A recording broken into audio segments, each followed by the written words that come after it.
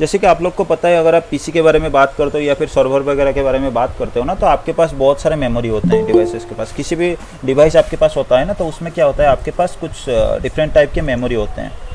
Memory का काम basically आपका यही होता है कि कुछ डेटा को स्टोर करना या फिर कुछ डेटा को कुछ टाइम के लिए आपका स्टोर करके रखना। मतलब एक तरह से आप मान सकते हो मेमोरी मतलब आपका मेमोरी का काम यही है कि डेटा स्टोर करना। और कुछ मेमोरी के टाइप अगर आप देखोगे ना, तो उसमें आपके पास कुछ मेमोरी होते हैं जिसमें क्या होता है कि टेम्पोररीली आप डेटा को स्टोर करते हो, और कुछ मेमोरी आपके पास होते हैं जिसमें आप क्या करते हो, परमानेंट डेटा स्टोर करते हो। जैसे फॉर एग्जांपल, अगर मैं पीसी मेमोरी के बारे में अगर आपको पता है, हार्डवेयर नेटवर्किंग आप पढ़े हो, तो अगर आपको पता है तो मैं आपको अगर बता दूं, आपके पास एक डायनेमिक राम या फिर रैंडम एक्सेस मेमोरी जिसे आप बोलते हो, आपके पास एक होता है। आप उसे क्या करते हो, कुछ भी डेटा उसमें आप कोई भी चीज़ काम कर रहे हो, कोई भी इमेज बना रहे हो, तो वो इमेज आपका क्या होता है बाय डिफ़ॉल्ट उस डायनेमिक मेमोरी जो होता है आपके पास, रैंडम एक्सेस मेमोरी ना, उसमें टेम्पोररीली वो स्टोर होता है। उसके बाद उस इमेज को अगर आप सेव कर लेते हो, तो वो क्या होता है, आपका हार्ड डिस्क जो होता है ना, उसमें सेव हो जाता है, जो कि आपके पास परमानेंट होता है।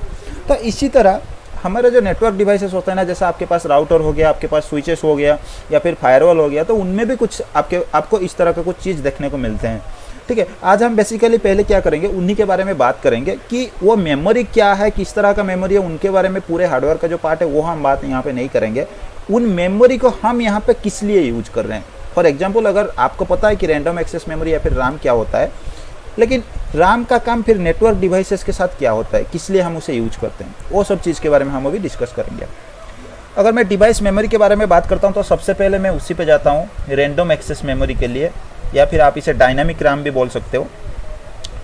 तो ये क्या होता है आपका, ये आपका नेचर में वोलेटाइल होता है। मतलब इस मेमोरी में आप अगर कोई भी डेटा स्टोर करते हो ना, तो ये तो स्टोर कर लेता है, लेकिन बाद में अगर पावर फेल हो जाता है या फिर आपका डिवाइस रिस्टार्ट हो जाता है ना, तो उस केस में क्या होता है, आपका डेटा जो है वो लॉस्ट हो जाता है। ठीक है, तो आपके राम जैसे आप देख रहे हो अपने पीसी के लिए होता है। आप मान लो ऐसे कि साइज़ में अगर कुछ डिफर हो सकता है, कुछ चेंजेस मिल सकता है आपको, लेकिन जैसे आपका पीसी में एक आपके पास राम होता है जो काम आपका करता है पीसी के लिए, यहाँ पे भी आपका नेटवर्क डिवाइस के लिए वही सेम काम आपका करने के लिए एक आपके पास मेमोरी होता है जिसे आप राम बोलते हो। वही सेम राम आप यहाँ पे भी यूज कर रहे हो अपने नेटवर्क डिवाइसेस के लिए। तो इसमें बेसिकली आपके पास क्या होता है, कुछ चीज़ें होता है जिसे आपको रैम में स्टोर करना पड़ता है। बेसिकली क्या होता है, जो चीज़ मैं अपने डिवाइस में कर रहा हूँ, जो भी कॉन्फ़िगरेशन में कर रहा हूँ, या फिर कुछ भी अपने डिवाइस पे मैं कुछ भी परफॉर्म कर रहा हूँ ना, तो उस केस में आपका क्या होता है, जितने भी चीज़, मान लो मैं कोई इंटरफेस के लिए कोई कमांड दे रहा हूँ या फिर कुछ भी मैं कर रहा हूँ, तो उसमें क्या होता है, वो सारे चीज़ सबसे पहले आपका क्या होता है, रैम में सेव हो जाता है। ठीक है, उसके बाद अगर आप उसे सेव कर लेते हो उस कॉन्फ़िगरेशन को, तो क्या होता है, आपके पास जो आपने जो कॉन्फ़िगरेशन किया या फिर जो भी आपने कमांड वगैरह लिखा, वो आपका क्या होता है, परमानेंटली आपके पास सेव होता है, जो दूसरे मेमोरी में होता है। तो बेसिकली आपने देखा होगा कि अगर आपने सुना होगा कई गलती से, आपका नेटवर्क सही था, आपने डिवाइस में कुछ कमांड चलाया, लेकिन बाद में आपने क्या किया कि डिवाइस को जब आपने रिस्टार्ट कर लिया ना, वो कमांड कहीं पे आपका चला गया, कुछ भी इफेक्ट नहीं आया। इसका मतलब क्या था, आपने जो भी कमांड चलाया वो कमांड आपका कहाँ सेव था, आपका रैंडम एक्सेस मेमोरी में सेव था, और आपने उसे सेव नहीं किया था, परमानेंटली आपने उसे सेव नहीं किया था। इसलिए क्या हुआ, आपके डिवाइस जब नेक्स्ट टाइम बूट हो गया या फिर रिबूट हो गया, कुछ भी हो गया ना, तो उसके बाद क्या हुआ, आपका जो कॉन्फ़िगरेशन था वो ऑटोमेटिकली चला गया, क्योंकि आपका रैंडम एक्सेस मेमोरी में जो भी आपका चीज़ें होता है, जो भी आप स्टोर करते हो ना, वो टेम्पोररीली होता है। एक बार पावर लॉस हो गया, मतलब उसके बाद आप वो चीज़ को वापस नहीं पा सकते। तो यहाँ पे बेसिकली हम क्या करते हैं, रैंडम एक्सेस मेमोरी में हम एक चीज़ यहाँ पे सेव करते हैं जिसे हम बोलते हैं रनिंग कॉन्फ़िगरेशन। ठीक है,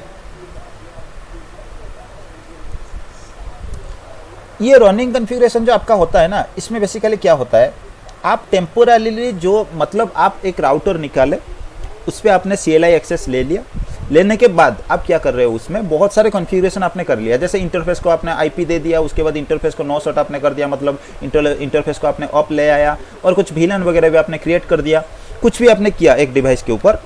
वो टेम्पोररीली क्या होता है, आप कमांड चलाते जा रहे हो, वो टेम्पोररीली वो जो भी कमांड आप चला रहे हो, जो भी कॉन्फ़िगरेशन आप कर रहे हो ना, वो टेम्पोररीली आपका इस फाइल में सेव होता है। ये एक फाइल होता है आपका रनिंग कॉन्फ़िगरेशन करके, बेसिकली आपको रनिंग कॉन्फ़िग करके देखने को मिलेगा ये फाइल। ठीक है, ये फाइल में आपका सारे कमांड जो है स्टोर होता है, और ये फाइल आपका रैंडम एक्सेस मेमोरी में ही रहता है।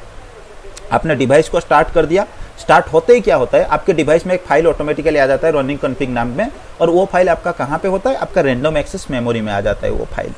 तो उसमें जो भी कमांड आप चलाते हो ना डिवाइस के ऊपर, वो सारे जो है आपका रनिंग कॉन्फ़िगरेशन के ऊपर ही रहते हैं। इसलिए आपका रनिंग कॉन्फ़िगरेशन फाइल भी टेम्पोररी के लिए होता है। उसके बाद सारे कमांड चलाने के बाद उस फाइल को आपको सेव करना पड़ता है, नहीं तो आपका जो भी कॉन्फ़िगरेशन आपने किया है ना वो लॉस हो जाता है। क्यों? क्योंकि ये जो रनिंग कॉन्फ़िगरेशन फाइल आपका ये रैम में ही सेव होता है, इसीलिए इसमें दिक्कत होता है। और दूसरे आपके पास एक होता है कुछ बफर मेमोरी, सॉरी इसमें अंडरस्कोर नहीं आएगा, ठीक है।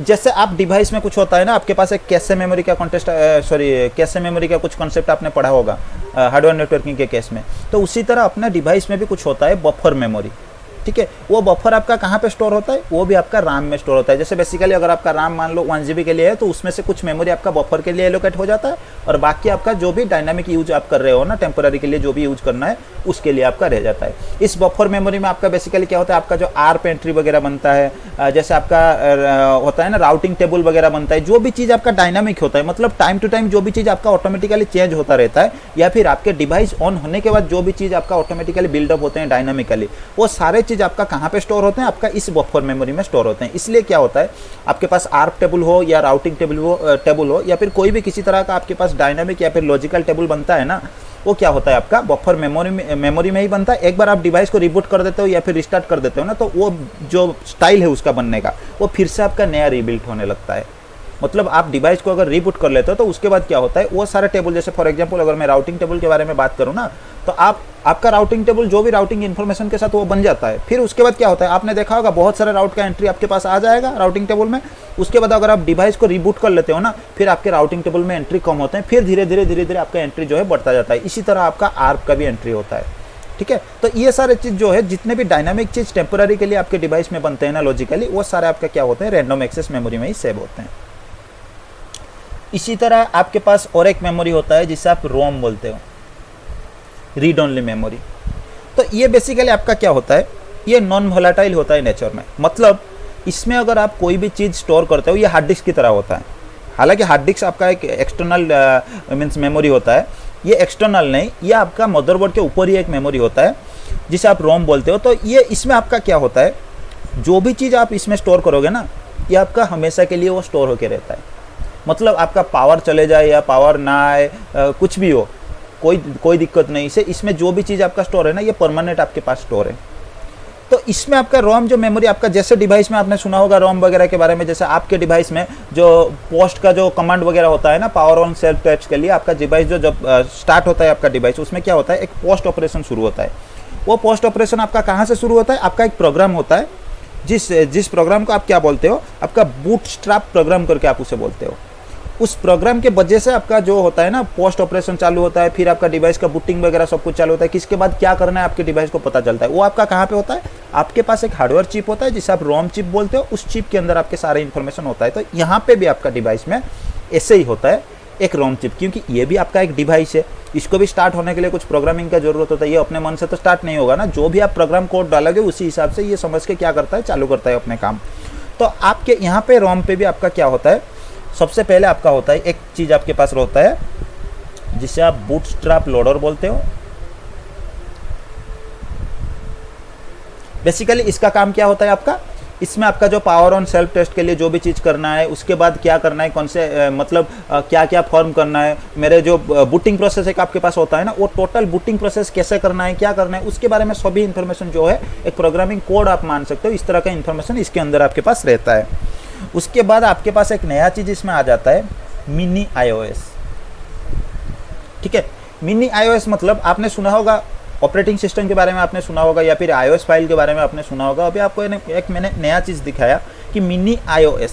ये मिनी iOS क्या होता है आपका अभी जब बूटिंग प्रोसेस हम डिवाइस के बारे में देखेंगे ना, तो अभी इसके बारे में और थोड़ा हम जानकारी ले लेंगे। ये एक तरह का आपका iOS इमेज ही होता है। मतलब आपके डिवाइस को चलाने के लिए, जैसे विंडोज ऑपरेटिंग सिस्टम होता है ना आपके डिवाइस में चलाने के लिए, तो इस केस में क्या होता है, आपके डिवाइस मतलब आपके नेटवर्क डिवाइस मतलब राउटर को चलाने के लिए भी आपको एक इमेज का, ऑपरेटिंग सिस्टम का ज़रूरत पड़ता है। लेकिन गलती से अगर वो ऑपरेटिंग सिस्टम आपका लोड होना फेल हो गया किसी वजह से, तो आपका क्या होता है, अगर कहीं से भी उसे आपके डिवाइस को कहीं से भी कोई ऑपरेटिंग सिस्टम नहीं मिला लोड करने के लिए, तो वो क्या करता है, इस मिनी iOS फाइल को चलाता है। और ये मिनी iOS फाइल किस लिए होता है, आपके डिवाइस के जो रोम मेमोरी होता है ना, उसमें ये ऑलरेडी होता है उस चिप के अंदर। इसलिए ये होता है कि किसी भी वजह से आपका डिवाइस फेल होता है ऑपरेटिंग सिस्टम लोड करने के लिए, तो आप उसको ट्रबल शूट कर पाओ। तो इसीलिए आपको एक CLI इंटरफेस की तरह ये अलग सा एक दे देता है, जिसके अंदर जाने के बाद आप सारे चीज़ कर सकते हो। सारे चीज़ मतलब आप डिवाइस का कॉन्फ़िगरेशन वगैरह तो नहीं कर सकते हो, लेकिन डिवाइस को बूट करने के लिए या बूट प्रोसेस में ट्रबल शूटिंग करने के लिए जो भी काम आपको करना पड़ता है ना, वो सारे चीज़ आपका कहाँ पे होता है, इस मिनी iOS के अंदर जाके आप कर सकते हो। या फिर कोई किसी ने नेटवर्क डिवाइस के बारे में पहले देखा है या फिर जाने हो तो आपको पता होगा एक रोमन मोड होता है आपके डिवाइस में, ठीक है। रोमन मोड मतलब आपका डिवाइस अगर मतलब सही से आपका बूट नहीं हो रहा है, तो उस केस में आपका क्या होता है, आपके डिवाइस जो है रोमन मोड में चला जाता है, ठीक है। तो उसी रोमन मोड का मोड आपका क्या होता है, ये मिनी iOS ही होता है। जब आपका मिनी iOS अपने डिवाइस में लोड हो जाता है, तो ये मिनी iOS का जो फंक्शन शुरू हो जाता है, तो उस केस में आपको क्या दिखता है स्क्रीन पे, एक रोमन मोड आ जाता है, ठीक है। उसके बारे में भी हम आगे जब देखेंगे तो बहुत सारे इन्फॉर्मेशन उसके बारे में हम देख लेंगे। तो ये बेसिकली चीज़ें आपके पास होते हैं जो आपका रीड ओनली मेमोरी या फिर रोम में आपके पास सेव होते हैं। उसके बाद आपके पास एक मेमोरी आता है NVRAM करके।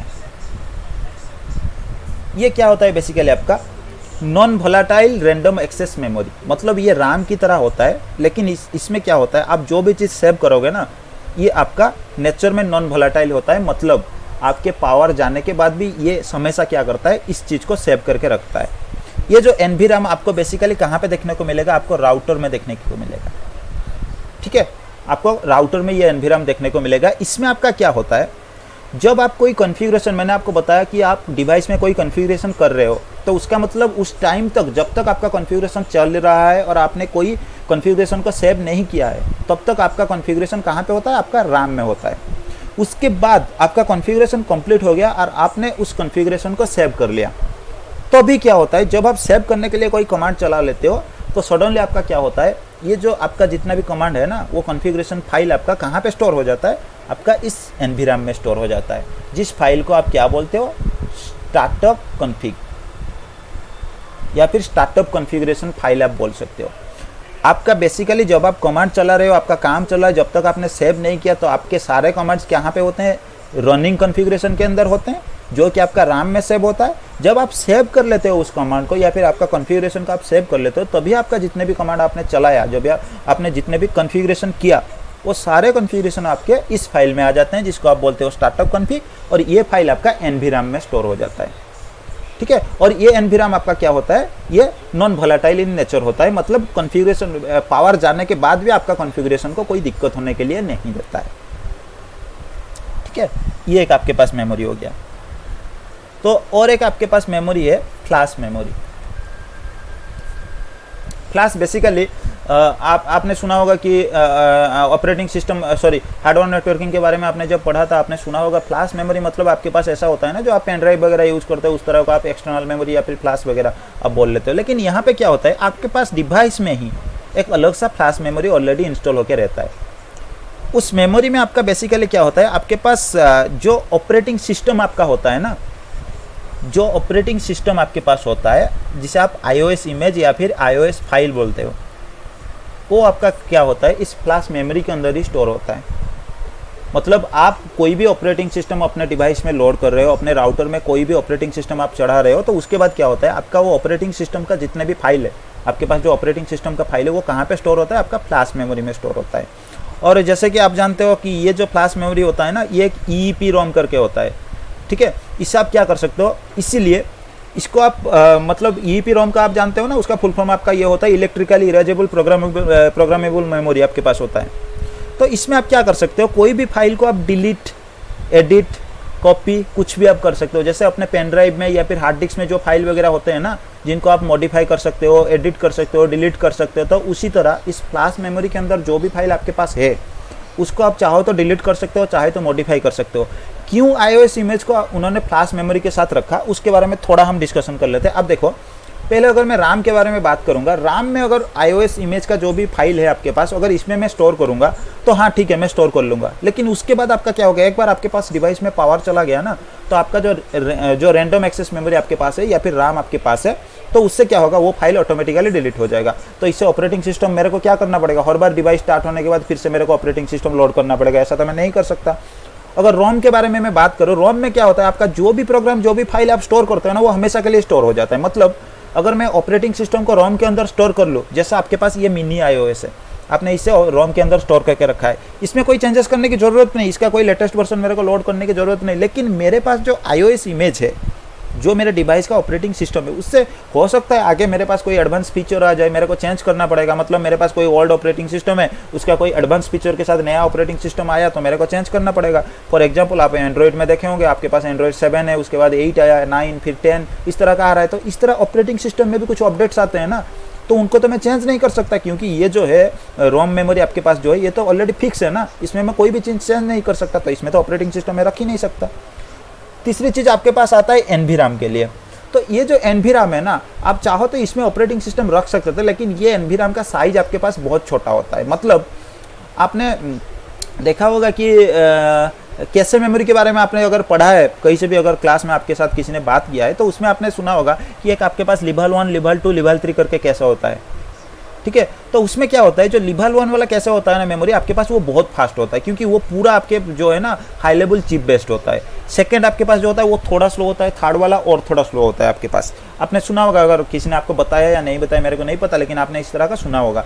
तो इसमें जो आप लेवल 1 कैसे के बारे में बात करते हो ना, तो आपके प्रोसेसर में भी लेवल 1 कैसे के लिए बहुत कम स्पेस होता है, 1 MB या 2 MB का आपको मिलता है। लेवल 2 के लिए उससे थोड़े ज़्यादा, लेवल 3 के लिए आपके पास 10 MB या 8 MB का इस तरह का आपके पास कैसे मिलता है। लेकिन मेरे जो iOS ये जो NVRAM है ना, ये क्या होता है आपका वैसे ही 1 MB 2 MB इस तरह का फाइल का साइज होता है, इसमें बहुत कम साइज का ये होता है। तो इसमें क्या होगा, ये आपका लेवल 1 कैसे जिस तरह बनता है ना, लेवल 1 का कैसे मेमोरी, उस तरह का आपका ये NVRAM का भी होता है, जो मेमोरी का चिप जो है, ठीक है। तो इसलिए लो मेमोरी होने के वजह से इसमें मैं iOS इमेज को स्टोर नहीं कर सकता। स्टार्टअप कॉन्फ़िग फाइल को मैं इसमें स्टोर कर रहा हूँ, क्योंकि इसका साइज कुछ KB में होता है। लेकिन ये मेरा जो iOS इमेज है ना, ये कुछ डिवाइसेस के लिए GB के ऊपर भी जा सकता है। बेसिकली आप अगर कैटलिस्ट स्विच या फिर जनरल स्विच जिसे होते हैं ना, उसे कैटलिस्ट स्विच हम लोग बोलते हैं सिस्को में, तो उसमें अगर आप देखोगे तो ये iOS इमेज आपको 50 MB, 55 MB, 60 MB का मिलेगा। तो इतना तो मैं उसमें स्टोर नहीं कर सकता, इसलिए इन्होंने क्या किया, एक दूसरा मेमोरी उन्होंने एक्सटर्नल मेमोरी जैसा उन्होंने एक्स्ट्रा एक मेमोरी इंट्रोड्यूस किया, फ्लैश मेमोरी नाम का। बस बेसिकली क्या है, उसमें iOS इमेज या फिर iOS इमेज से रिलेटेड कोई भी अगर फाइल है ना, तो उसको स्टोर करने के लिए, ठीक है। तो ये बेसिकली आपका क्या होता है, फ्लैश मेमोरी, जिसके अंदर आप क्या करते हो, अपने डिवाइस का जो iOS इमेज है ना, उसे स्टोर करके रखते हो, ताकि बाद में मेरे पास अगर कोई भी नया iOS इमेज आया तो मैं क्या कर सकता हूँ, इससे पुराना वाला iOS जो मेरे पास था उसे मैं डिलीट कर सकता हूँ और नया वाला iOS को मैं लोड कर सकता हूँ फिर से, क्योंकि इसमें हम सब कुछ कर सकते हैं, क्योंकि ये EEPROM बेस्ड होता है, ठीक है। तो ये आपके पास टोटल 4 टाइप के आपके पास मेमोरी हो गए, जो कि आपके डिवाइस में आपको देखने को मिलेंगे जितने भी। और हालांकि और कुछ डिवाइसेस है, जैसे आपके पास कुछ लेटेस्ट फायरवॉल वगैरह आ रहा है, तो उसमें आपको हार्ड डिस्क भी देखने को मिलेगा। जैसे उसमें बहुत सारे फीचर्स अलग सा होते हैं, जिन फीचर में क्या होता है, आपका कुछ डेटाबेस नाम का चीज़ उनमें वो बनाते हैं। सो उन डेटाबेस का साइज बहुत ज़्यादा होता है, तो उनको स्टोर करने के लिए उनके पास क्या होता है, कुछ हार्ड डिस्क मेमोरी भी वो लोग रखते हैं। और बेसिकली और एक चीज़ अगर मैं आपको बताऊं कि आपके डिवाइसेस में क्या होता है, कुछ पॉलिसी वगैरह आप ज़्यादा लगा रहे हो, या फिर डिवाइस का कुछ एनालिटिक्स होते हैं। एनालिटिक मतलब आपके डिवाइस का, आपके पास मेमोरी क्या है, अपने डिवाइस में क्या यूज कर रहे हो, अपने लॉग्स, अपने डिवाइस का जो लॉग्स है, लॉग मतलब आपके पास ये होता है कि डिवाइस में कोई एरर आया तो उसके लिए एक लॉग जनरेट होता है, आपके पास डिवाइस में कुछ चेंजेस हुआ उसके लिए लॉग चेंज होता है, तो उसको स्टोर करके रखने के लिए, ताकि फ्यूचर में हम उसे यूज कर पाए। तो उसके लिए क्या होता है, बहुत ज़्यादा मेमोरी की ज़रूरत होता है। तो उस केस में आपके फायरवॉल वगैरह कुछ डिवाइस में आपको देखने को मिलेगा हार्ड डिस्क भी। तो ये बेसिकली आपके पास बस 4 ही मेमोरी के बारे में मैंने आपको बताया। इसमें अगर किसी के पास कोई कन्फ्यूजन हो तो आप बता सकते हो। हालांकि हार्डवेयर चीज़ के ऊपर आप मत पूछना कि ये मेमोरी क्या होता है क्या नहीं होता है। आप ये पूछ सकते हो कि आपके पास अगर इसके यूज करने के लिए कोई कन्फ्यूजन है तो आप बता सकते हो। क्लियर है या फिर मैं आगे बढ़ूँ? कोई रिप्लाई दे दो। क्लियर है ना? जी भाई क्लियर है। ठीक है। तो अभी मैं डायरेक्ट क्या करूँगा, बूटिंग प्रोसेस पे आ जाऊँगा।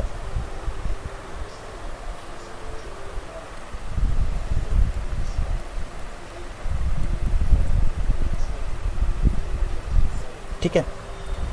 जैसा आपको पता है, अगर आपने पीसी के बारे में पढ़ा है तो आपके कंप्यूटर में भी आपके पास कुछ बूटिंग प्रोसेस होते हैं। मतलब कुछ प्रोसेस होता है एक डिवाइस को स्टार्ट करने के लिए। तो उसमें भी आपके पास जैसे प्रोसेस होते हैं, कुछ पोस्ट ऑपरेशन चालू करना, ये करना, वो करना, तो यहाँ पे भी आपका क्या होता है, जब भी आप राउटर को पावर दे देते हो तो सडनली आपका राउटर स्टार्ट होता है। तो जब भी आपका राउटर सडनली स्टार्ट हो जाता है तो ये भी क्या करता है, कुछ बूट प्रोसेस को फॉलो करते हैं। ठीक है, तो इसमें भी हमारे पास कुछ बूट प्रोसेस होता है। जैसे सबसे पहले क्या होता है, आपके पास एक पोस्ट ऑपरेशन होता है। इसके बारे में आपको ज़्यादा पता होगा मेरे से, क्योंकि आप हार्डवेयर नेटवर्किंग पढ़े हो ऑलरेडी। पोस्ट मतलब फुल फॉर्म इसका आता है आपका पावर ऑन सेल्फ टेस्ट।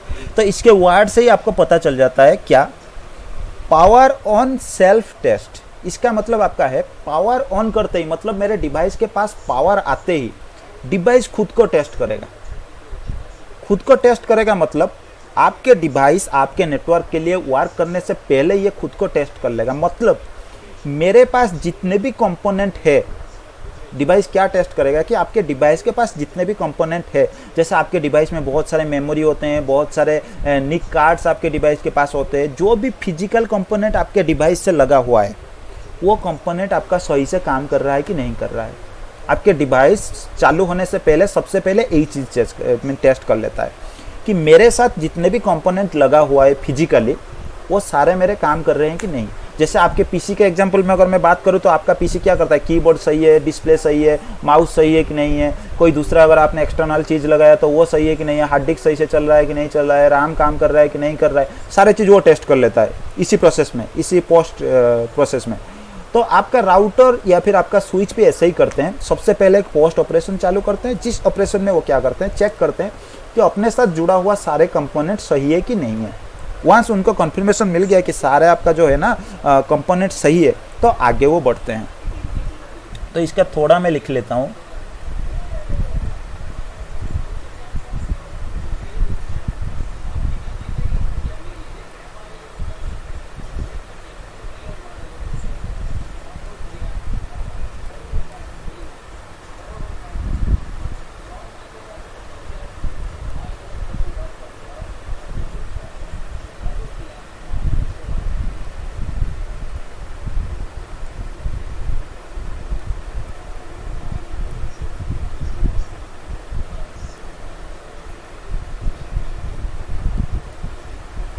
ठीक है, तो इसको ये चेक करने के लिए सबसे पहले क्या करता है, ओके मतलब आप ऐसे समझ सकते हो कि ये वर्क कर रहे हैं कि नहीं कर रहे हैं सही से।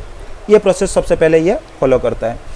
तो एक बार पोस्ट ऑपरेशन कंप्लीट हो गया, पोस्ट ऑपरेशन कंप्लीट होने के बाद डिवाइस को पता चल गया कि मेरे पास सारे चीज़ अभी सही है, तो डिवाइस आपका क्या करता है, एक बूट प्रोसेस जो है वो मीन्स नेक्स्ट प्रोसेस जो आपका बूट का होता है उसमें वो चले आता है। और उस प्रोसेस में आपका क्या होता है, iOS फाइल को लोड करना डिवाइस में।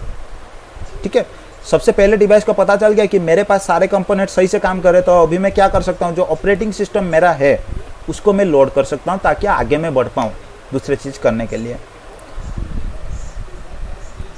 सेकेंड में आपके डिवाइस क्या करता है,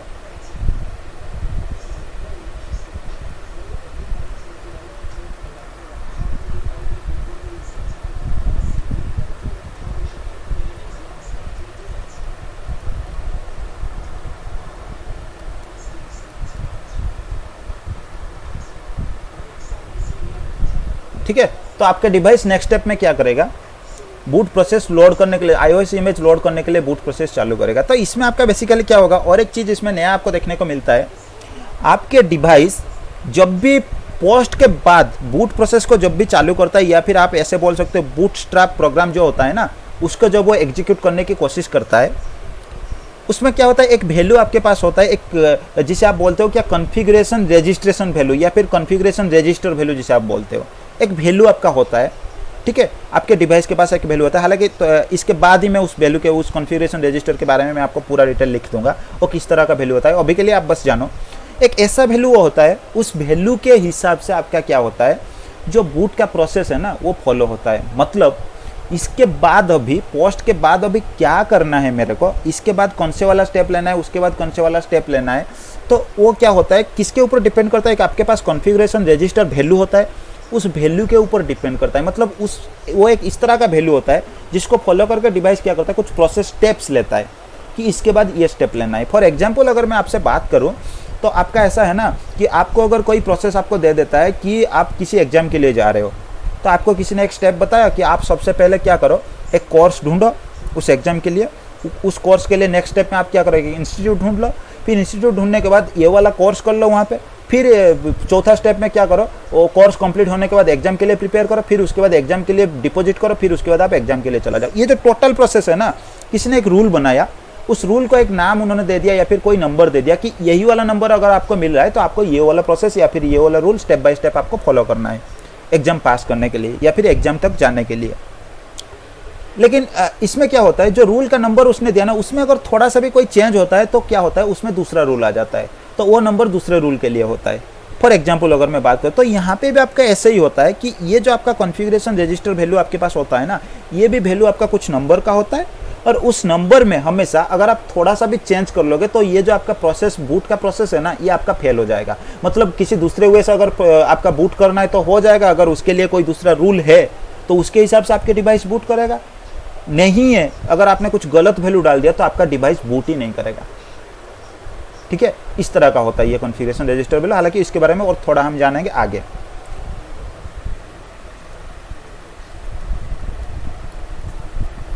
डोन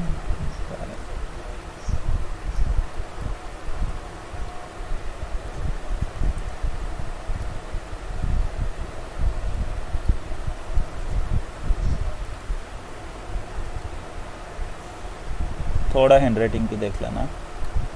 ठीक है, आपका ये हो गया सेकंड प्रोसेस में। अभी आपके पास ये हो गया कि आपका सेकंड प्रोसेस। ठीक है, बूट प्रोसेस का जो सेकंड है ना, पोस्ट के बाद बूट के लिए ये आपका पहला प्रोसेस है। फास्ट आपका तो पावर ऑन सेल्फ टेस्ट है ना, वो वाला प्रोसेस हो जाता है। फिर उसके बाद बूट प्रोसेस आपका शुरू होता है।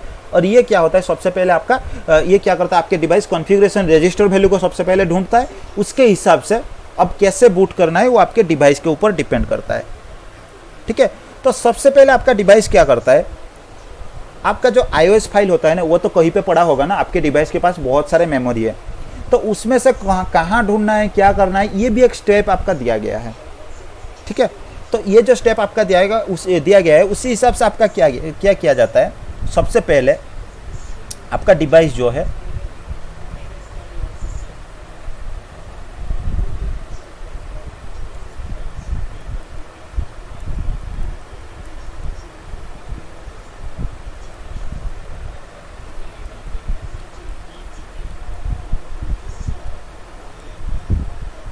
ठीक है, सबसे पहले अभी क्या करेगा आपका डिवाइस, उस कॉन्फ़िगरेशन रजिस्टर वैल्यू के साथ, मतलब आपका अगर कॉन्फ़िगरेशन रजिस्टर वैल्यू जो नॉर्मल वैल्यू है या फिर डिफ़ॉल्ट वैल्यू है, उस वैल्यू के साथ अगर आपका डिवाइस अभी सेट है, तो वो क्या करेगा, सबसे पहले आपका बूटिंग प्रोसेस में आपका iOS इमेज को फ्लैश मेमोरी में ढूंढेगा।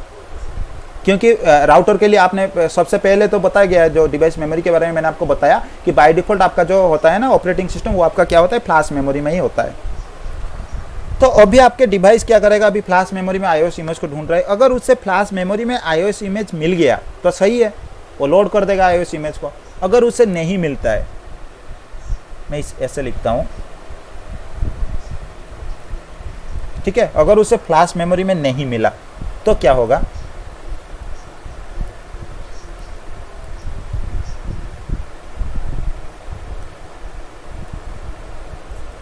TFTP सर्वर,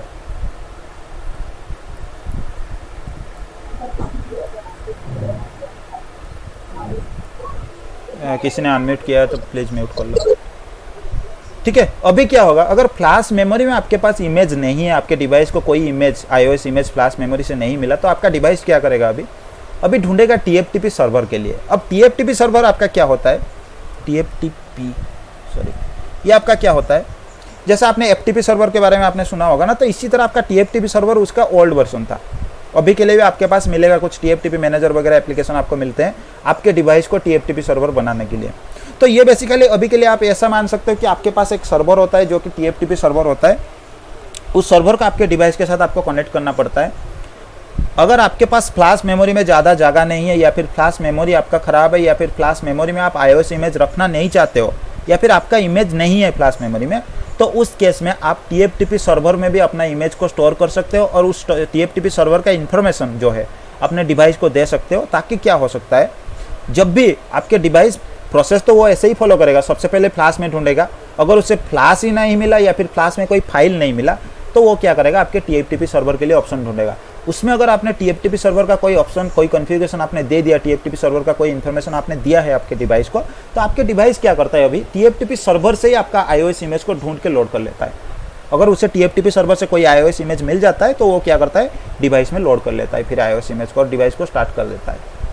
ये डिवाइस के लिए सेकंड ऑप्शन होता है। अगर फ्लैश मेमोरी से इसे नहीं मिला, फ्लैश मेमोरी से मिल गया तो वो TFTP वगैरह किसी के लिए नहीं ढूंढेगा, डायरेक्ट आपका iOS इमेज को डिवाइस में लोड कर लेगा। अगर उसे फ्लैश में गलती से नहीं मिला किसी भी वजह से, तो वो क्या करता है, आपका TFTP सर्वर में ढूंढता है। ठीक है, अगर उसे TFTP सर्वर में मिल गया तो वो क्या करता है, आपके डिवाइस का जो भी है ना iOS इमेज उसे लोड कर लेता है। फिर भी अगर मान लो गलती से उसे TFTP सर्वर से नहीं मिला, ठीक है, तो वो अभी क्या करेगा, अभी अगर TFTP सर्वर से इसे नहीं मिला, आपके डिवाइस के पास और कोई ऑप्शन नहीं है। हालांकि कुछ लेटेस्ट डिवाइस जो आपको मिलेंगे ना, तो उसमें क्या होगा, आपके पास वो जो पेन ड्राइव वगैरह होते हैं ना, वहाँ से ढूंढने के लिए भी आपके पास ऑप्शंस होते हैं। ठीक है, तो वहाँ से भी आपका डिवाइस ढूंढ सकता है। लेकिन हालांकि कुछ लेटेस्ट डिवाइस, अभी के लिए जितने भी डिवाइस आपके पास है वो डिवाइस क्या होते हैं, आपके पेन ड्राइव वगैरह से भी लोड हो सकते हैं। अगर आप कॉन्फ़िगरेशन, आपके पास पेन ड्राइव है, आपने लगाया है पेन ड्राइव USB पोर्ट में, तो उसमें भी आपके डिवाइस में USB पोर्ट भी अभी आ रहे हैं, तो उनमें भी आप जैसे PC में USB पेन ड्राइव वगैरह लगाते हो ना, तो उसी तरह का आपका पेन ड्राइव वगैरह आप लगा सकते हो। जिस पेन ड्राइव जो है आपका FAT32 फॉर्मेट में फॉर्मेट होना चाहिए, और होने के बाद उसमें iOS इमेज अगर आप रखते हो और उस पेन ड्राइव को आप लगा लेते हो आपके डिवाइस के साथ, क्या होता है, आपका डिवाइस जो है उस पेन ड्राइव से आपका iOS इमेज लोड कर लेता है। ठीक है,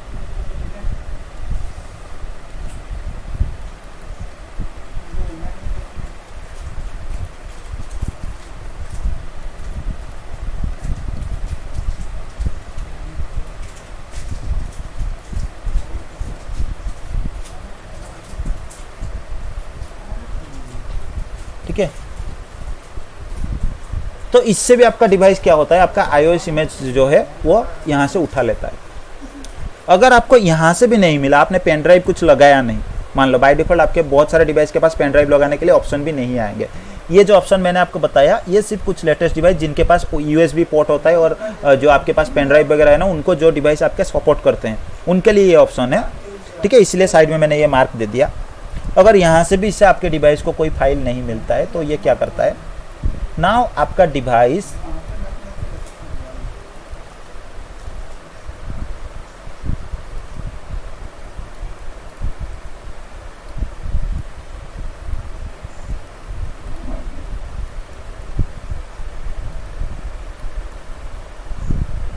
ठीक है, तो सबसे लास्ट में डिवाइस के पास कोई ऑप्शन नहीं होता है। क्या ऑप्शन होता है, जो मैंने आपको बताया ना, एक मिनी iOS आपके पास होता है, जो रोम मेमोरी में आपके पास एक मिनी iOS होता है, जिसमें क्या होता है, iOS की तरह एक छोटा सा इमेज होता है, जिसमें आपके डिवाइस के जो बूटिंग प्रोसेस वगैरह जो भी है ना, बूटिंग चीज़ के लिए जो भी आपको ट्रबल शूट करना है या भी जो भी बेसिक बूटिंग कॉन्फ़िगरेशन वगैरह चाहिए आपके लिए, वो सारे चीज़ करने के लिए इसमें आपके पास ऑप्शन होता है। एट लास्ट आपके डिवाइस को क्या होता है, इस मिनी iOS को वो ढूंढ लेता है। ठीक है, और इस मिनी iOS को आपके डिवाइस के सामने लोड कर देता है। इसका मतलब ये मिनी iOS जो आपके पास होता है, ये आपको रोम मॉनिटर मोड आप इसे बोलते हो या फिर रोम 1 मोड आप बोलते हो, फ्रॉम रोम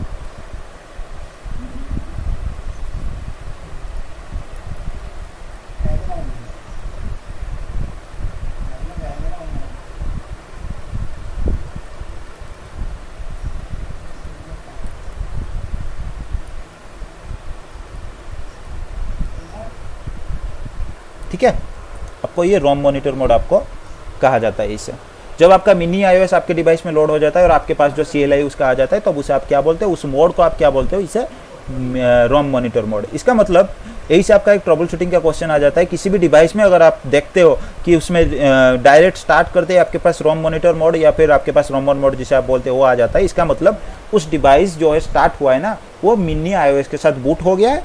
इसका मतलब iOS में कोई दिक्कत है, मतलब हो सकता है फ्लैश में आपके पास iOS जो है वो करप्ट हो गया, या फिर उसमें कोई iOS फाइल ही नहीं है, या फिर आपका फ्लैश खराब हो गया, या फिर दूसरी चीज़ आपके पास जनरल TFTP सर्वर तो नहीं होता है, कनेक्ट करके कोई चालू नहीं करता है। हो सकता है उसमें भी दिक्कत कि आपने कोई TFTP नहीं लगाया या फिर आपने कोई पेन ड्राइव वगैरह भी नहीं लगाया, तो आपके डिवाइस को बूटिंग में अभी प्रॉब्लम है, ये आपको पता चल जाता है। ठीक है, ये होता है आपके डिवाइस के लिए जो पूरा बूटिंग का प्रोसेस होता है। ठीक है, इसके बाद अगर हम बात करेंगे तो ये बूटिंग प्रोसेस का एक इमेज में बना लेता हूँ यहाँ पे छोटा सा, थोड़ा आपको समझ में आ जाएगा। आपका बूटिंग के लिए सबसे पहले आपके पास क्या होता है, पोस्ट ऑपरेशन चालू होता है, ठीक है। अभी आपका डिवाइस क्या करता है, कॉन्फ़िगरेशन, आपका जो रजिस्टर होता है ना, जो भी कॉन्फ़िगरेशन रजिस्टर वैल्यू होता है, उस वैल्यू का आपका डिवाइस क्या है, ढूंढने की कोशिश करता है। उसके बाद कॉन्फ़िगरेशन रजिस्टर वैल्यू के बाद क्या होता है, आपके डिवाइस जो iOS फाइल होता है ना, उसे ढूंढने की कोशिश करता है। तो सबसे पहले ये क्या करेगा,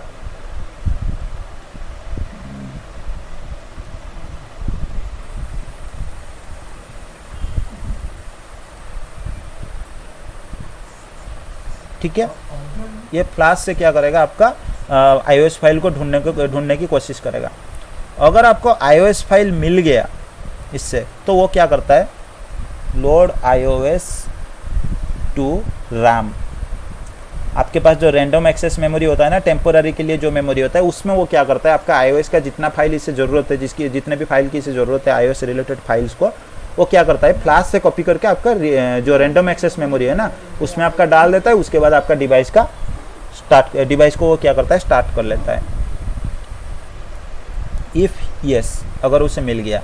अगर किसी वजह से इसे नहीं मिला, अगर नो है आंसर, तो वो क्या करता है, सबसे पहले TFTP सर्वर के लिए ढूंढेगा। उसके बाद अगर उसे TFTP से मिल गया तो वो सेम चीज़ करता है, load iOS to RAM, TFTP से कॉपी करके वो RAM में लोड कर लेता है। उसके बाद अगर उसे TFTP से नहीं मिलता है तो वो क्या करता है, रोम से ढूंढ लेता है। रोम से ढूंढ के जो आपको मिनी iOS वगैरह जो भी उसे मिला, वो क्या करता है, उसे RAM में स्टोर कर लेता है, ठीक है। ये आपका बूटिंग के लिए। अभी आपका क्या हुआ, डिवाइस के पास ऑपरेटिंग सिस्टम जितना भी आपका लोड करना है ना, उतना इन्फॉर्मेशन आपके पास आ गया। अभी नेक्स्ट चीज़ आपके पास डिवाइस में होता है कि आपके डिवाइस में 2 मोड होते हैं। अभी बूट होने के बाद आपके डिवाइस के पास 2 मोड होते हैं। 2 मोड के बारे में थोड़ी देर में हम बात करेंगे। ये क्या करेगा, अभी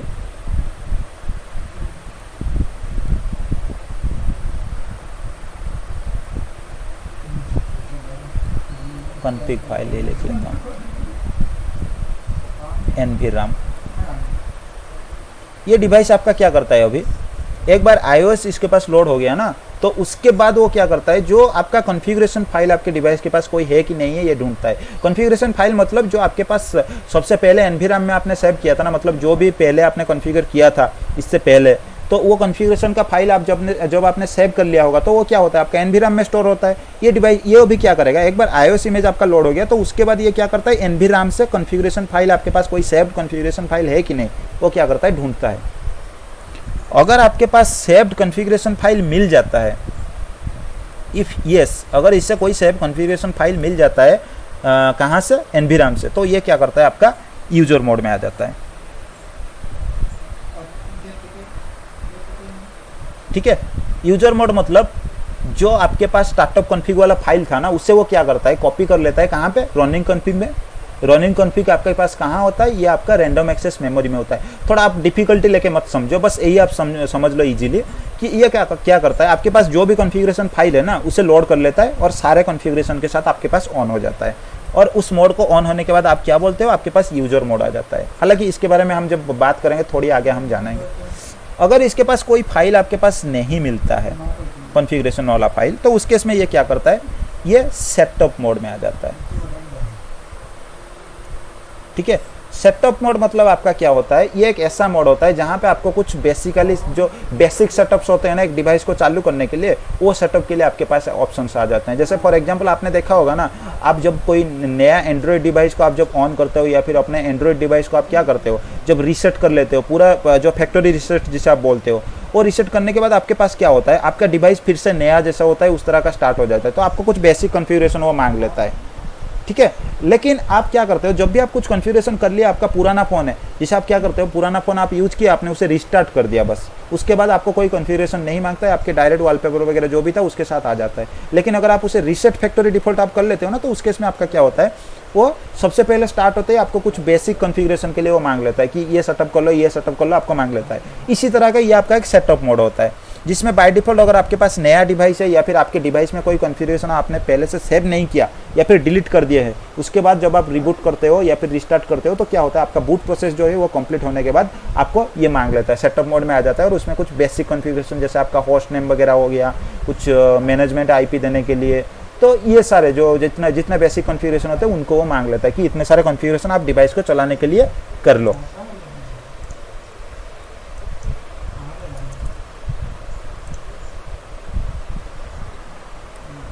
ठीक है, अभी हम क्या करते हैं, जो कॉन्फ़िगरेशन रजिस्टर वैल्यू था ना उसके बारे में हम थोड़ा लिख लेते हैं कुछ पॉइंट।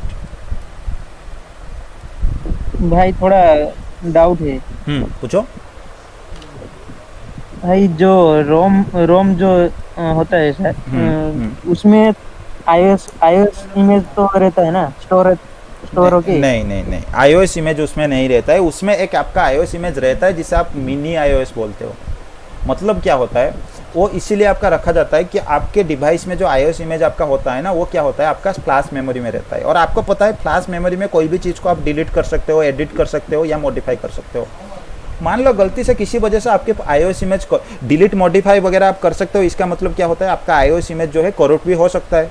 आपका आईओएस इमेज करप्ट मतलब क्या है, किसी ने कुछ चेंज करके कोई फाइल से कुछ डाटा उसने डिलीट कर दिया, कोई फाइल से डाटा उसने चेंज कर लिया, तो आपका फाइल करप्ट हो जाता है ना।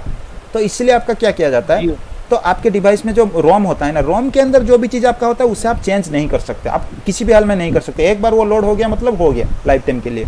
तो इसलिए उसके अंदर आपके डिवाइस को मिनिमम चलाने के लिए एक छोटा सा आईओएस इमेज रखा जाता है, ताकि आपका आईओएस किसी वजह से करप्ट हो गया या फिर कोई भी दिक्कत हो गया ना, तो उस केस में क्या होता है, उस मिनी आईओएस को लेकर आपके डिवाइस को चला जा सकता है थोड़ा बहुत चेंज करने के लिए। मतलब कैसा, अगर आपका iOS image main iOS image corrupt है ना, तो उससे अगर आप चेंज करना चाहते हो, आपका डिवाइस अगर स्टार्ट नहीं होगा तो आप चेंज नहीं कर सकते ना। तो अगर आपका डिवाइस मिनी आईओएस के साथ स्टार्ट हो जाता है तो आप चाहो तो उसको चेंज थोड़ा कर लोगे, तो फिर आपका डिवाइस फिर से आईओएस के साथ स्टार्ट हो सकता है।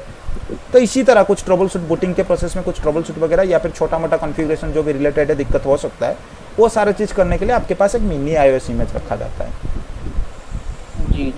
ठीक है, बेसिकली आपका आईओएस इमेज फ्लैश में ही होता है। डिवाइस को चलाने के लिए जो भी आपके सिस्को के जैसे 15.2 हो गया, 12.2 वर्जन वगैरह जब आप बोलते हो ना, तो वो सारे आईओएस आपके फ्लैश में ही होता है। लेकिन ये मिनी आईओएस जो है ये बेसिकली उसी के लिए होता है कि कम से कम आपका डिवाइस स्टार्ट हो जाए ताकि आप थोड़ा बहुत काम कर सकते हो।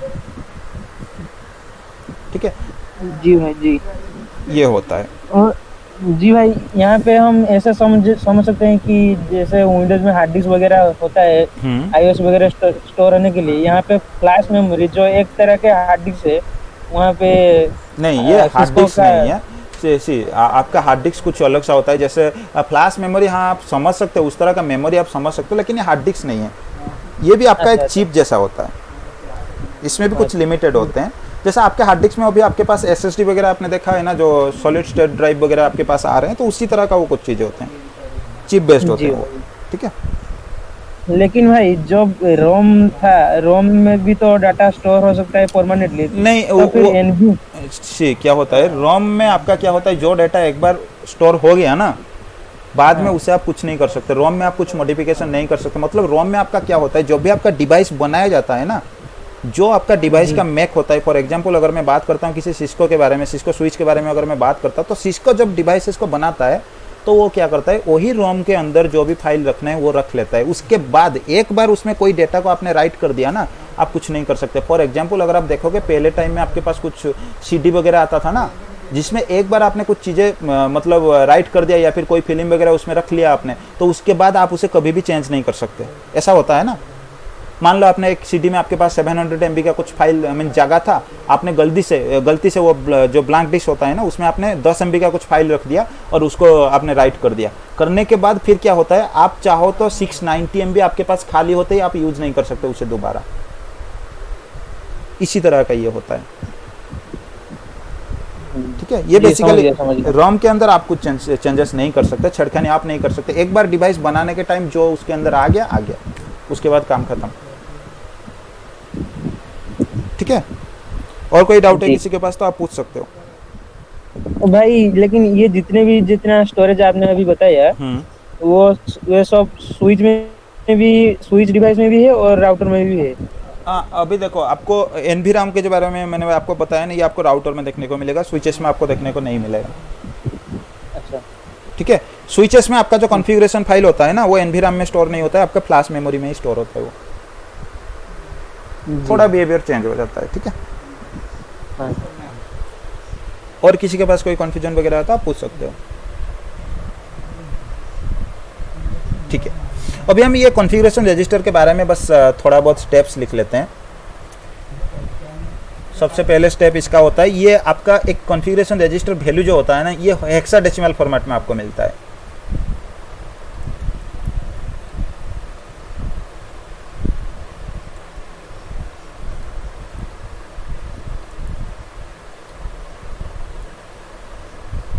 ठीक है, ये जो वैल्यू आपका होता है ये आपको हेक्साडेसिमल फॉर्मेट में देखने को मिलता है, और इसका साइज जो है ये आपका साइज ऑफ 16 बिट। ठीक है, इसका साइज जैसे आईपी का साइज मैंने आपको बताया था 32 बिट का होता है, तो ये जो आपका एक वैल्यू होता है उस वैल्यू का मैक्सिमम साइज आपके पास 16 बिट हो सकता है। ये 16 बिट का ही साइज होता है। ठीक है, 16 बिट का साइज मतलब अगर मैं किसी से पूछता हूँ तो कोई मेरे को प्लीज़ जवाब दे देना कि अगर 16 बिट का मैं बात करता हूँ हेक्साडेसिमल फॉर्मेट में, तो मेरे पास यहाँ पे कितने हेक्सा बिट मिलेंगे, सॉरी हेक्सा डिजिट कितने मिलेंगे, कोई बता दो। मेरे पास टोटल ये जो, ठीक है राइट, यहाँ पे ये क्या होगा आपका 4 हेक्सा बिट में मिलेगा, 4 हेक्सा डिजिट में मिलेगा। मतलब फॉर एग्जांपल अगर आप बात करोगे, मैं डिफ़ॉल्ट के बारे में लिख लेता हूँ, आपके डिवाइस के पास जो डिफ़ॉल्ट वैल्यू होता है विल बी 0x2102। ठीक है, 0x का मतलब आपको पता है ये क्या होता है आपका, अगर कोई हेक्साडेसिमल फॉर्मेट में है, कोई आपका नंबर वगैरह हेक्साडेसिमल फॉर्मेट में है, तो उस केस में सिस्को के केस में 0x पहले वो लगा लेता है। उसके बाद आपके पास जो हेक्सा का ओरिजिनल हेक्सा वैल्यू है ये है 2102, जो कि 4 हेक्सा डिजिट में ये वैल्यू आपके पास है। ये आपका बाय डिफ़ॉल्ट वैल्यू है। मतलब जो मैंने बूटिंग प्रोसेस आपको बताया, अगर बाय डिफ़ॉल्ट आपके डिवाइस के पास जो कॉन्फ़िगरेशन रजिस्टर वैल्यू ये है ना, तो आपके बूटिंग प्रोसेस जो है जिस तरह से मैंने आपको बताया उसी तरह से आपके डिवाइस बूटिंग होता है। हालांकि कभी कभी क्या होता है, हमें ये कॉन्फ़िगरेशन रजिस्टर वैल्यू को भी चेंज करना पड़ता है। कैसे चेंज करना पड़ता है, क्यों पड़ता है, मान लो आपके डिवाइस के प्रोसेस जो है, एक प्रोसेस ऑलरेडी डिफाइन हो गया है, लेकिन मैं चाहता हूँ उस प्रोसेस से ना हो, किसी दूसरे प्रोसेस से कोई और, मतलब मैं ऐसा चाहता हूँ कि सबसे पहले जो ये फ्लैश में फाइल ढूंढ रहा है ना, मैं ऐसा चाहता हूँ कि वो फ्लैश में सबसे पहले iOS इमेज को ना ढूंढे और डायरेक्ट रोम में आ जाए और मिनी iOS को लोड कर ले। तो मैं क्या करूँगा उस केस में, मुझे ये वाला कॉन्फ़िगरेशन रजिस्टर वैल्यू को चेंज करना पड़ेगा। कौन से वैल्यू के साथ चेंज करना पड़ेगा हम आगे जानेंगे।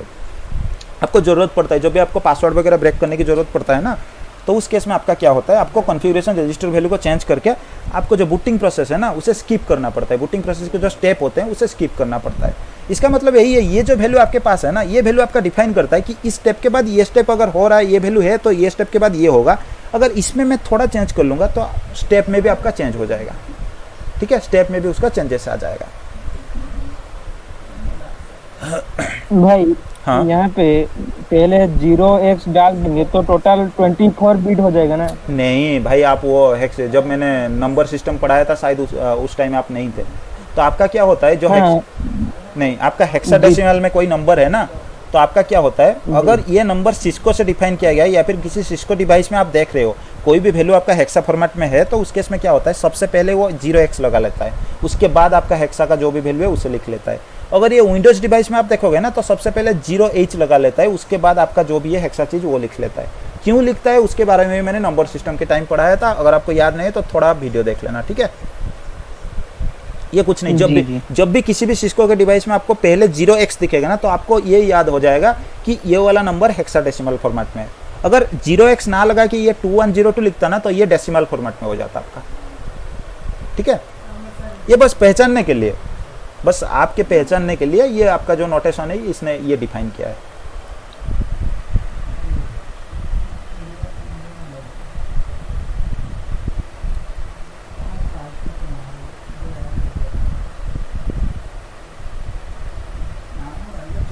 ठीक है, ये भी आपका यूज होता है कि आपका जो iOS इमेज है ना, जहाँ पे भी आपका iOS इमेज पड़ा है, आपको फ्लैश से मिले या TFTP से मिले या फिर मिनी iOS अपलोड करो, तो इस iOS इमेज को या फिर iOS फाइल को लेकर RAM में लोड करने के लिए ये हेल्पफुल होता है और इसको यूज किया जाता है। आपके डिवाइस इसी को यूज करके जो भी, क्योंकि बूटिंग प्रोसेस के लिए यही यूज होता है।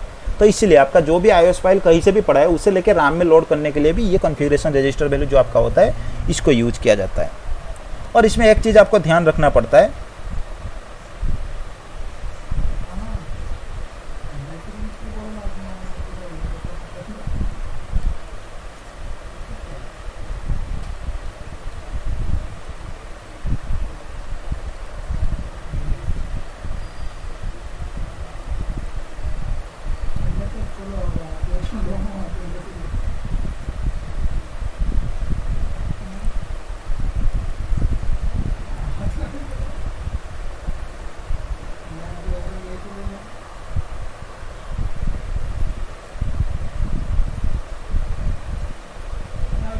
हाँ फेल आप मत लिखो, क्योंकि कहीं से भी फेल हो गया तो आपका रोम मॉनिटर मोड आ जाता है। ठीक है, तो आपका क्या होता है यहाँ पे कि अगर आपका कॉन्फ़िगरेशन रजिस्टर वैल्यू में आपने कुछ भी चेंजेस कर लिया ना, तो उस केस में आपका क्या होता है, बूटिंग प्रोसेस में जो मैंने आपको इससे पहले भी ये बता दिया कि आपका बूटिंग प्रोसेस जो है इसमें क्या होता है, आपका चेंजेस आ जाता है।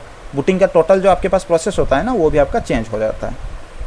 ठीक है, ये क्लियर है ना, बस ये एक वैल्यू है, इसको देखें। हाँ, मैं ये जो आपको डिफ़ॉल्ट वैल्यू के बारे में बात कर रहा हूँ ना 2102 करके, ये जो डिफ़ॉल्ट वैल्यू मैं आपको बता रहा हूँ, कुछ डिवाइसेस के लिए ये वैल्यू भी चेंज हो जाता है। जैसे फायरवॉल वगैरह में अगर आप देखोगे तो वहाँ पे भी 0x0 0x1 करके भी आपको कुछ वैल्यू मिलता है, या कुछ डिवाइसेस के लिए चेंज हो जाता है। लेकिन बाय डिफ़ॉल्ट अगर हम कैटलिस्ट स्विच या फिर राउटर के बारे में बात करते हैं ना सिस्को के, तो उसमें ये वैल्यू आपका configuration register value by default यही होता है, मैक्सिमम डिवाइस के लिए यही होता है। कुछ लेटेस्ट डिवाइस में जब आपका चेंजेस होता है तो उसके लिए आपको क्या करना पड़ता है, उसके डॉक्यूमेंट देखना पड़ता है कि इसके लिए जो कॉन्फ़िगरेशन रजिस्टर वैल्यू क्या है।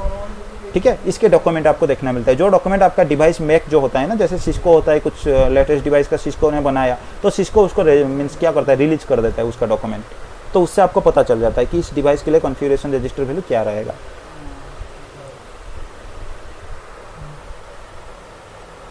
ठीक है, ये क्लियर है ना आपको? जी भाई। ठीक है, अभी दो चीज़ के बारे में मैं बताऊंगा। आपका एक होता है सेटअप मोड, बस जनरली उसके बारे में मैंने आपको बता दिया है, फिर भी मैं थोड़ा लिख लेता हूँ।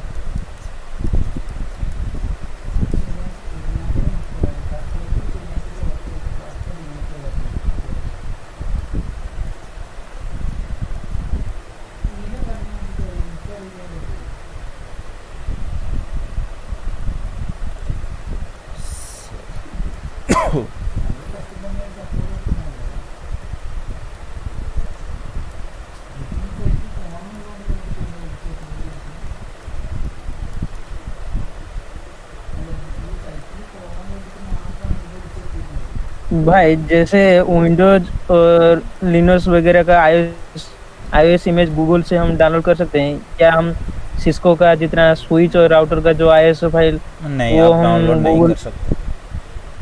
अच्छा। हालांकि कोई अगर उसे अपलोड किया है तो आप कर सकते हो, लेकिन ये स्ट्रिक्टली थोड़ा होता है, सिस्को के वेबसाइट में ही मिलते हैं, लेकिन आप नहीं कर सकते। जैसे अगर मेरे कंपनी के पास कोई परमिशन वाला अकाउंट है ना, पार्टनर अकाउंट वगैरह बोलते हैं, तो उस अकाउंट में जाके आप कर सकते हो। आप खुद अकाउंट बना के नहीं कर सकते डाउनलोड। आप देख सकते हो कि कौन से डिवाइस के लिए कौन सा इमेज है। जैसे अगर मेरे पास CCI सर्टिफिकेशन है तो उस हिसाब से अगर मैं अपने अकाउंट में खोलता हूँ ना, तो मेरे को सारे इन्फॉर्मेशन मिल जाते हैं कि कौन से वाले डिवाइस में कौन सा लेटेस्ट iOS आया, इससे पहले क्या था, किस में क्या बग्स थे, सारे इन्फॉर्मेशन मिलते हैं ढूंढने के लिए, लेकिन मैं डाउनलोड नहीं कर सकता। ठीक है,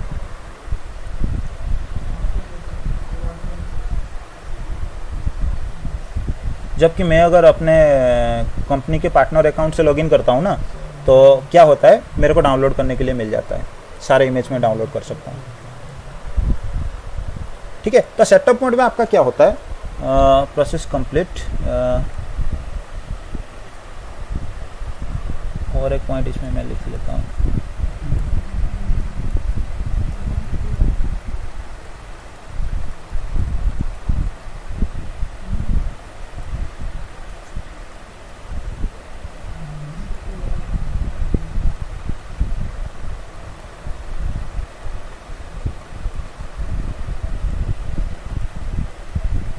हाँ, हैंड राइटिंग थोड़ा देख लेना, बहुत ख़राब हो रहा है। ठीक है, तो इसमें आपका क्या होता है, अगर आपके डिवाइस के पास कोई सेव्ड कॉन्फ़िगरेशन फाइल नहीं मिला, या फिर आपके डिवाइस नया स्टार्ट हो रहा है, नया डिवाइस आप पहली बार स्टार्ट कर रहे हो, तो उसके पास तो कोई कॉन्फ़िगरेशन फाइल ही नहीं होगा ना, क्योंकि आपने कोई कॉन्फ़िगरेशन नहीं किया है।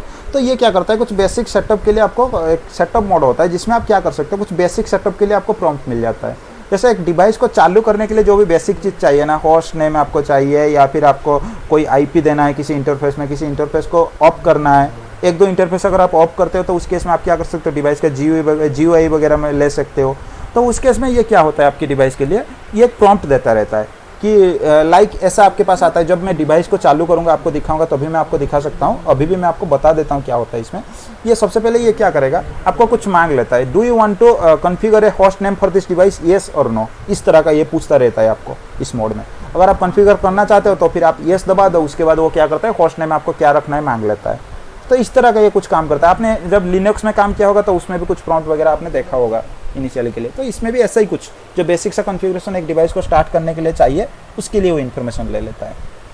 देन एक आपके पास होता है यूजर मोड।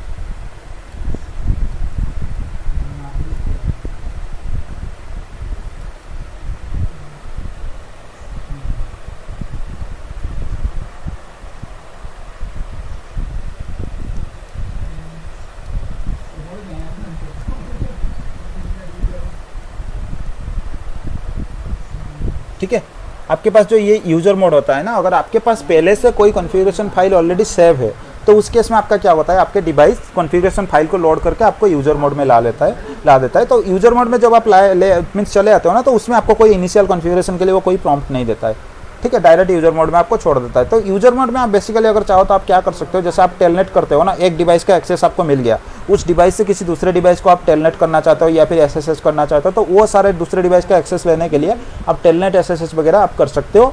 किसी डिवाइस का एक्सेस लेने के लिए आप ले सकते हो उस डिवाइस से।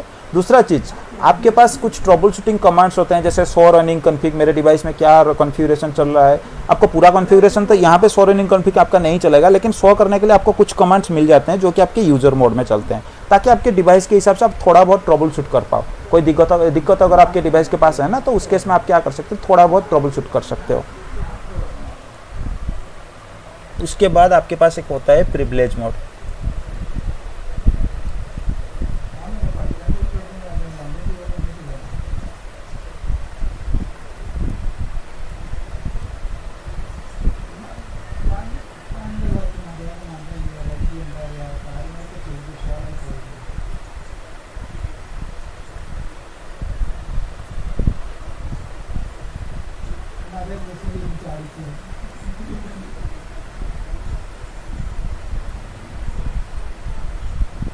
ठीक है, ये जो प्रिविलेज मोड आपके पास होता है ना, इसमें आप चाहो तो क्या कर सकते हो, आपके जितने भी डिवाइस में आपका ट्रबल शूटिंग के लिए जितने भी आपके पास होता है ना, 100 कमांड आप चलाते हो, जितने भी आपके पास 100 कमांड वगैरह होता है, वो सारे 100 कमांड आप क्या कर सकते हो, प्रिविलेज मोड में चला सकते हो। उसके साथ साथ आप कुछ चेंजेस कर सकते हो, छोटे मोटे चेंजेस, जैसे टाइम वगैरह चेंज करना है या फिर छोटे मोटे कुछ चेंजेस होता है जो आप क्या कर सकते हो, प्रिविलेज मोड में भी आपको कमांड मिलता है चलाने के लिए, उसे चेंज करने के लिए। कुछ बेसिक सा कॉन्फ़िगरेशन होता है जिसे आप कर सकते हो प्रिविलेज मोड में। ठीक है, और एक आपके पास आता है ग्लोबल कॉन्फ़िगरेशन मोड।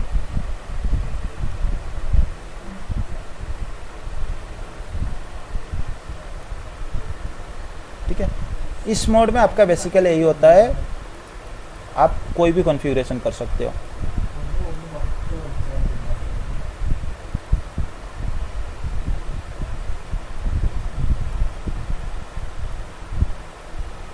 ठीक है, तो ये आपका होता है